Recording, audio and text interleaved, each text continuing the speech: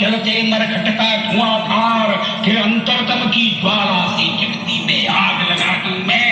यदि धधक उठे जल थल अंबर, जड़ चेतन तो कैसा विस्मय। हिंदू तन मन हिंदू जीवन नगर तेरा।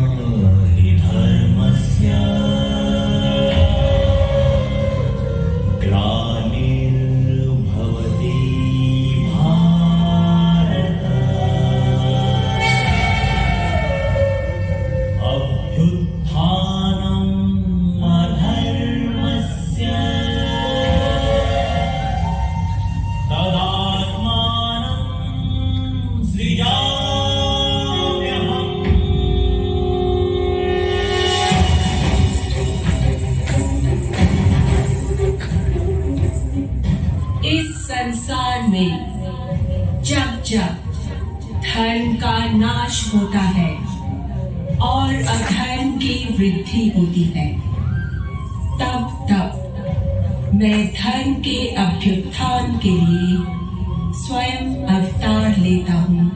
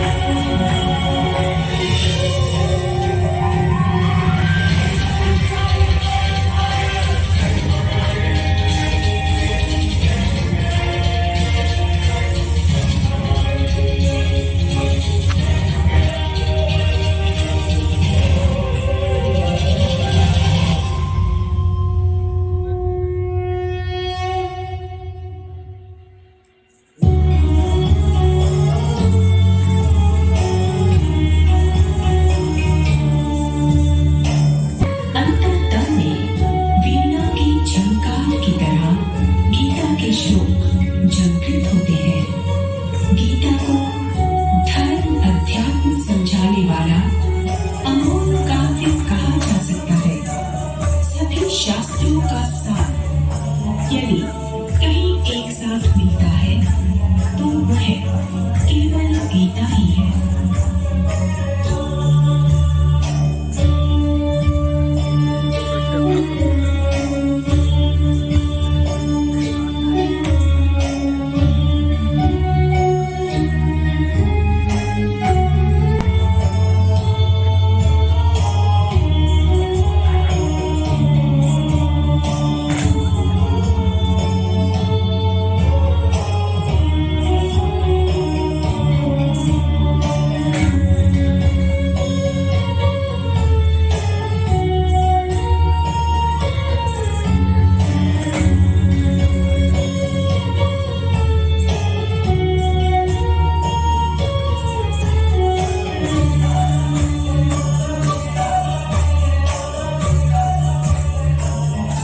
गीता सुगीता कर्तव्या किमन्य है।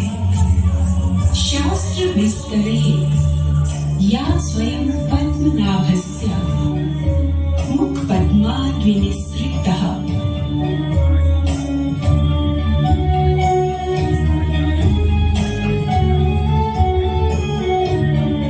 अर्थात गीता का जितना स्वाध्याय किया जाए उतने ही जीवन को महान बनाने के नए नए सूत्र हाथ में आते हैं।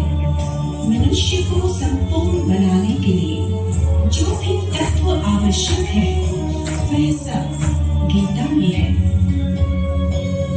महापुरुष तथा समाज सुधारक स्वामी विवेकानंद ने भी अपनी पुस्तक भगवान श्री कृष्ण और भगवत गीता के माध्यम से तथा विदेशों में दिए गए अपने व्याख्यानों के माध्यम से गीता की महानता से सबको परिचित करवाया है। स्वामी विवेकानंद का कहना था कि गीता जैसे महान ग्रंथ को समझने के लिए तथा उसका अनुसरण करने के लिए हमारा शारीरिक तथा मानसिक दोनों प्रकार से शक्तिशाली होना आवश्यक है, क्योंकि एक कमजोर प्राणी चाहे वो शारीरिक रूप से कमजोर हो या मानसिक रूप से गीता के अनुसार जीवन यापन नहीं कर सकता। धर्म तथा नियमों का पालन करना सदैव कठिन होता है, किंतु यही इनका पालन करना ही विजय के पथ पर हमें अग्रसर करता है।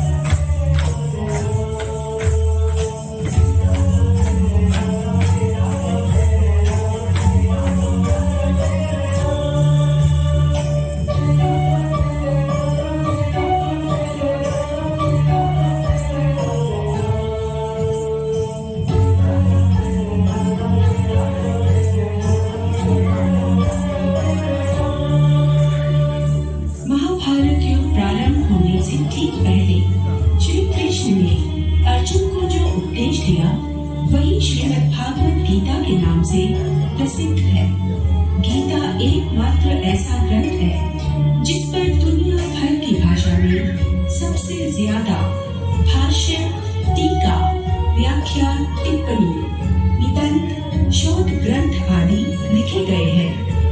आदि शंकराचार्य, रामानुज, भास्कर वल्लभ, श्रीधर स्वामी, संत ज्ञानेश्वर, परमहंस योगानंद, महात्मा गांधी, डॉक्टर राधा कृष्णन, महर्षि अरविंद, विनोबा भावे, चैतन्य महाप्रभु आदि सैकड़ों विद्वानों ने गीता पर कई लेख लिखे तथा प्रवचन दिए। ऐसा ही एक महान ग्रंथ है श्रीमद् भगवत गीता रहस्य।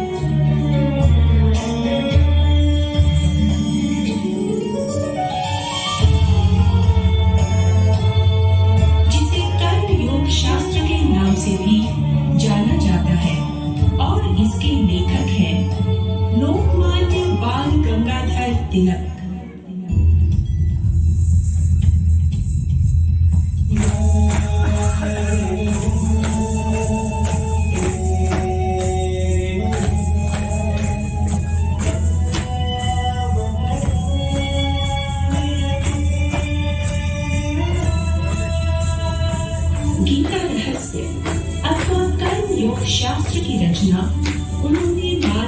जेल में अत्यंत विषम परिस्थितियों में की थी।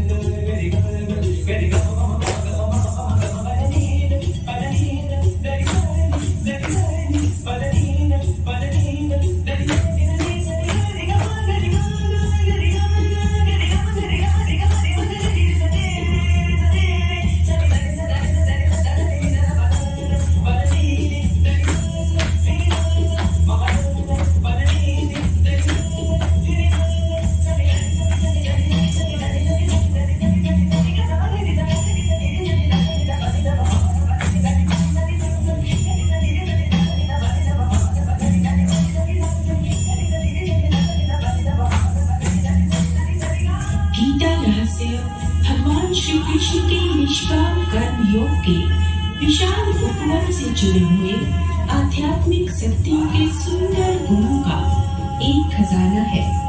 इन गुणों की व्याख्या विभिन्न महापुरुषों द्वारा समय समय पर की गई है, किंतु जेल की चार दीवारी के भीतर विषम परिस्थितियों से जूझते हुए कर्म योग की जितनी स्पष्ट तथा व्यावहारिक व्याख्या बाल गंगाधर तिलक ने की है वह अद्भुत है। उन्होंने इस ग्रंथ के माध्यम से बताया कि गीता चिंतन उन लोगों के लिए नहीं जो स्वार्थपूर्ण जीवन जीने के बाद अवकाश के समय खाली बैठकर गीता अध्ययन करते हैं, बल्कि उन लोगों के लिए है जो निस्वार्थ कर्म को जीवन का लक्ष्य बनाते हुए अपने सभी सांसारिक कर्तव्य पूर्ण करते हैं।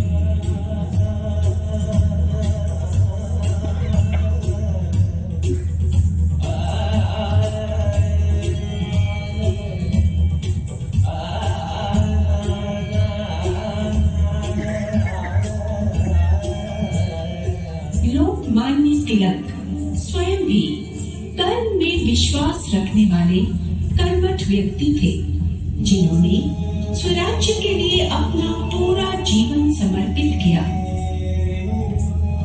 उन्होंने स्वतंत्रता आंदोलन के दौरान जन चेतना जागृत करने में मुख्य भूमिका निभाई। वे स्वराज के प्रबल समर्थक थे। उन्होंने पूरे देश को जागृत करने के लिए ये नारा दिया,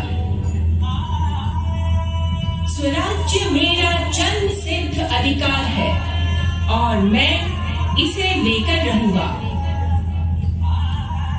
उनके इस नारे से नव चेतना जागृत हुई और स्वराज का महत्व घर घर तक पहुंचा।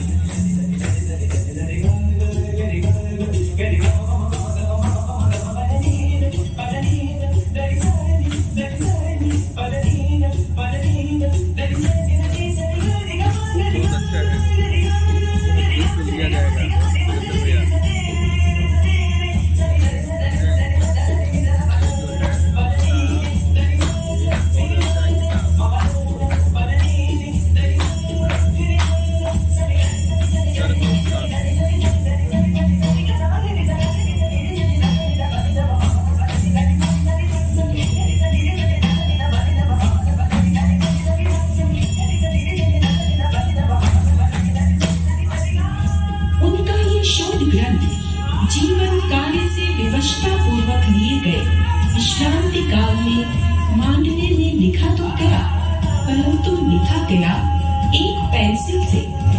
महान समाज सुधारक, पूर्ण स्वराज्य के प्रणेता, स्वतंत्रता सेनानी, गणितज्ञ, खगोल शास्त्री, पत्रकार, इतिहासकार बाल गंगाधर तिलक के साहित्य के प्रति इस योगदान के लिए राष्ट्र सदैव उनका आभारी रहेगा।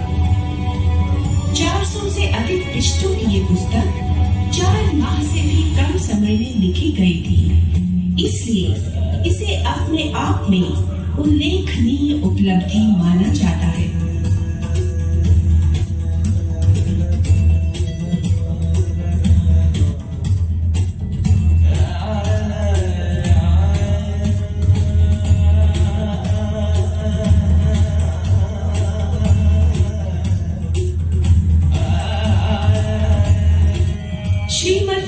गीता में कुल 18 अध्याय तथा 700 श्लोक हैं। श्री कृष्ण द्वारा दिए गए ये उपदेश युग युगांतर तक मानव जाति को एक अर्थपूर्ण जीवन यापन का तथा सत्कर्म का मुक्ति का मार्ग दिखाते रहेंगे।